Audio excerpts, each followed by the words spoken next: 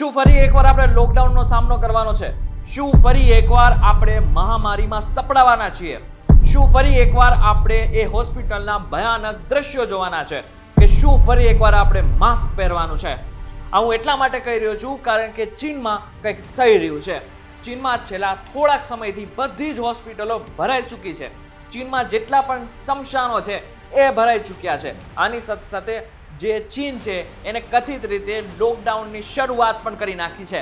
પરંતુ એવું તો શું થયું છે ચીનમાં કે જેને કારણે લોકડાઉન લાવવાની જરૂર પડી છે? તો એની પાછળનું કારણ છે એક વાયરસ જે કોરોના જેવો જ છે, જેનું નામ છે HMPV.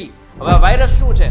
શું આ વાયરસ હવે ભારતમાં પણ આવી શકે છે? શું આ માત્ર ભારતમાં નહીં પરંતુ આખી દુનિયામાં ફેલાઈ શકે છે અને ફરી એકવાર આપણે લોકડાઉનનો સામનો કરવો પડી શકે છે? આ બધા જ પ્રશ્નો જો તમારા મનમાં પણ હોય ને તો આજનો આ વિડીયો પૂરો જોઈ લેજો, તમને બધી જ માહિતી મળી જશે.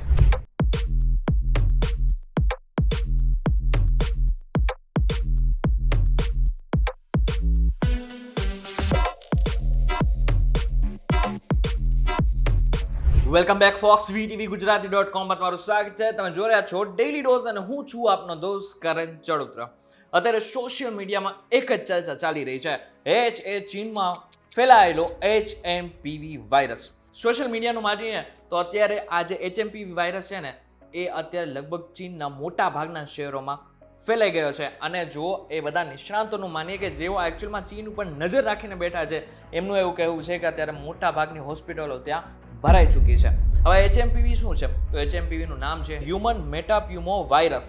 અત્યારે ખાસ કરીને એક્સ એટલે કે ટ્વિટરમાં કેટલા એવા વિડીયો છે કે જે વાયરલ કરવામાં આવી રહ્યા છે, કે જેમાં બતાવવામાં આવી રહ્યો છે કે ચીનની જેટલી પણ હોસ્પિટલો છે ત્યાં ભારે ભીડ છે. આની સાથે જેટલા પણ બાળકો છે તે બીમાર પડી રહ્યા છે. કેટલાક યુઝર્સ તો એમ પણ કહે છે કે HMPV, ઇન્ફ્લુએન્ઝા A, માઇકોપ્લાઝા, ન્યુમોનિયા અને COVID-19 સહિતના ઘણા વાયરસ ચીનમાં એક સાથે ફેલાઈ ગયા છે. અને કથિત રીતે માનીએ ને તો ઘણા બધા ન્યૂઝ ચેનલનું પણ એવું કહેવાનું છે કે અત્યારે હાલ ચીનમાં લોકડાઉન જેવી સ્થિતિ બની ગઈ છે. એક ખાનગી ન્યૂઝ ચેનલના અહેવાલ મુજબ HMPV ને કારણે અત્યારે ચીન તબાહ થવા જઈ રહ્યું છે.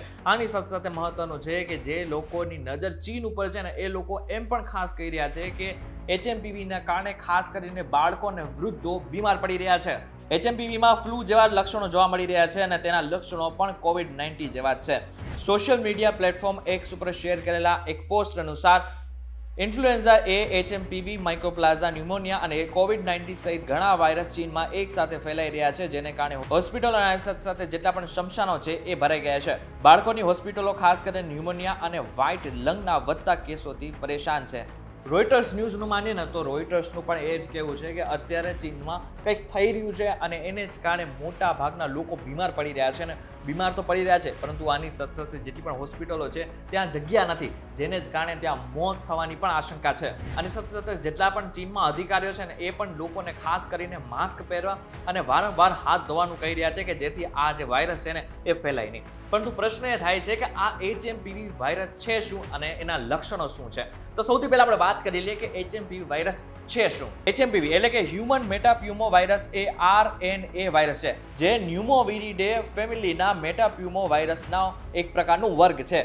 તે સૌ પ્રથમ 2001માં ડચ સંશોધકો દ્વારા શોધાયું હતું. આ વાયરસ ત્યારે બહાર આવ્યો હતો જ્યારે સંશોધકો શ્વસન ચેપથી એટલે કે જેટલા પણ લોકોને શ્વસનની લઈને જેટલા પણ પ્રોબ્લેમ્સ હતા એને ચેક કરી રહ્યા હતા, એના બાળકોને જ્યારે ચેક કરી રહ્યા હતા, એમના નમૂનાઓનો અભ્યાસ કરી રહ્યા હતા, ત્યારે આ વાયરસ સામે આવ્યો હતો. અને જેટલા પણ રિસર્ચર્સ છે અને આની સાથે સાથે જેટલા પણ વૈજ્ઞાનિકો છે એમનું એવું કહેવું છે કે 6 દાયકાઓથી આ વાયરસ આખી દુનિયામાં છે. પરંતુ મહત્વની વાત તો એ છે કે આમાં સૌથી વધુ પ્રોબ્લેમ કોઈને થતો હોય ને તો બાળકોને, વૃદ્ધોને તો છે, પરંતુ આની સાથે સાથે જેટલા પણ યુવાનો છે એમાં પણ શ્વાસને લઈને જેટલા પણ પ્રોબ્લેમ છે એ થઈ શકે છે. અને મહત્વની વાત તો એ છે કે આમાં જે ફેલાવાનું કારણ છે ને એ ઉધરસ અને છીંકથી જે વાયરસ બહાર નીકળે છે એના જ કારણે આ જે વાયરસ છે એ ફેલાઈ શકે છે. હવે આ બધી જ વસ્તુ ક્યાંક ને ક્યાંક આપણે કોરોનાની પણ યાદ કરાવે છે, કારણ કે કોરોનામાં પણ ક્યાંક ને ક્યાંક આ જ રીતના થઈ રહ્યું હતું કે આપણે છીકીએ અથવા તો જો આપણે ઉધરસ ખાઈએ અને રૂમાલ આડો ન રાખીએ તો આ વાયરસ ફેલાય છે અને 1 માંથી 2, 2 માંથી 4 ને 4 માંથી 6 એમ કરીને ડબલ કરીને આ જે વાયરસ છે એ ફેલાઈ જતો હતો. આ જ રીતનું સેમ સિચ્યુએશન અત્યારે આ HMPVમાં પણ જોવા મળી રહ્યું છે. પરંતુ આ HMPVના લક્ષણો શું છે? તો સેમ કોરોના જેવા છે, જેમાં તાવ, ઉધરસની સાથે સાથે મહત્વનું છે કે કળતર થવી, શ્વાસ લેવામાં તકલીફ થવી, તમને આખો દિવસ થાક લાગે એવું ફીલ થવું, આ બધી જ સમસ્યા તમને એક સાથે થઈ શકે છે. હવે આનાથી પણ વિશેષ કે સોફ્ટ ટાર્ગેટ કોણ છે? બસ સામાન્ય રીતે જોવા જાય ને તો HMPV કે પછી કોઈ પણ વાયરસ હોય એના સોફ્ટ ટાર્ગેટ હોતા હોય છે. જેમ કે કોરોનાના સમયે સૌથી વધારે જો કોઈ બીમાર પડતો હતો ને તો એ હતું કાં તો એ વૃદ્ધ હતા અને કાં તો એકદમ નાના બાળકો હતા. સેમ આ જ સિચ્યુએશન અત્યારે HMPV સાથે પણ છે. જે લોકોની ઉંમર 60 કરતાં વધારે છે અને જે બાળકોની ઉંમર 15 વર્ષ કરતાં ઓછી છે એ બધા જ લોકોને આ વાયરસ થઈ શકે છે, આ વાયરસની અસર થઈ શકે છે. એટલે માટે થઈને જે સોફ્ટ ટાર્ગેટ છે એ કાં તો વૃદ્ધ છે અને કાં તો નાના બાળકો છે. હવે મહત્વની વાત તો એ છે કે આની જો વેક્સિનની વાત કરીએ તો આખી દુનિયામાં આની કોઈ જ વેક્સિન ડાયરેક્ટલી અવેલેબલ છે જ નહીં. એટલે કે અત્યારે જે HMPV વાયરસ ફેલાયો છે ને એની કોઈ જ વેક્સિન અવેલેબલ નથી. ચીનમાં લોકડાઉન જેવી સિચ્યુએશન ઊભી થઈ ચૂકી છે અને આની સાથે સાથે મહત્વનું છે કે આગળના સમયમાં જો ચીનમાં ધ્યાન નહીં રાખવામાં આવે અને જો લોકડાઉનની સ્થિતિને બરકરાર નહીં રાખવામાં આવે તો આ જે વાયરસ છે એ બહાર પણ નીકળી શકે છે અને બીજા દેશોમાં પણ જઈ શકે છે. પરંતુ હા, બીજી એક વસ્તુ એ પણ કહી દઉં કે આ જેટલી પણ વાત મેં કરી એ કથિત રીતે બહાર આવેલી વાત છે. ચીન દ્વારા આવી કોઈ જ માહિતી આપણા સુધી પહોંચાડવામાં નથી આવેલી. આ જેટલી પણ માહિતી મળેલી છે એ સોશિયલ મીડિયા થ્રુ મળેલી છે. સોશિયલ મીડિયામાં જે રીતની વાત બહાર પડેલી છે એના દ્વારા જ હું તમને બધી જ વાત કરી રહ્યો છું.